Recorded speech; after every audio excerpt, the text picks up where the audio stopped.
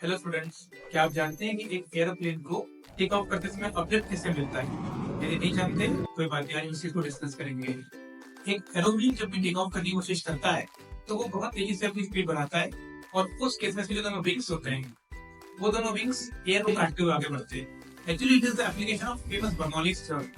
तो Bernoulli's theorem ये कहती है कि जब भी कभी किसी भी फ्लूइड को यदि आगे की तरफ मोशन होगा तो उसमें उसकी तीनों एनर्जीज का सम, काइनेटिक एनर्जी, पोटेंशियल एनर्जी और प्रेशर एनर्जी, इन तीनों का सम कांस्टेंट रहेगा।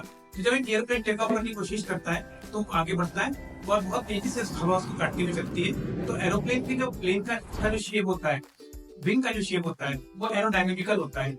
और उसमें जब एरोडायनेमिकल शेप होने की वजह से उसमें जो एयर पास करती है उसके ऊपर और उसके नीचे दोनों तरफ से एयर पास करती है।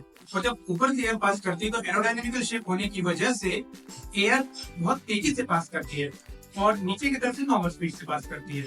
तो जब एयर यहाँ बहुत तेजी से पास करेगी तो यहाँ के पार्टिकल्स की, एयर पार्टिकल्स की काइनेटिक एनर्जी बहुत इंक्रीज हो जाएगी और काइनेटिक एनर्जी इंक्रीज हो जाने की वजह से प्रेशर एनर्जी डाउन हो जाती है। तो फाइनली नीचे का प्रेशर नॉर्मल, ऊपर का प्रेशर कम। तो एक प्रेशर डिफरेंस ऊपर की तरफ एक्ट करता है और इस वजह से एयरप्लेन को अपलिफ्ट ऊपर की तरफ मिलता है। ये दोनों विंग्स में बराबरी से होता है और इस वजह से एक एयरप्लेन टेक ऑफ कर जाता है वर्टिकली अपर डायरेक्शन में।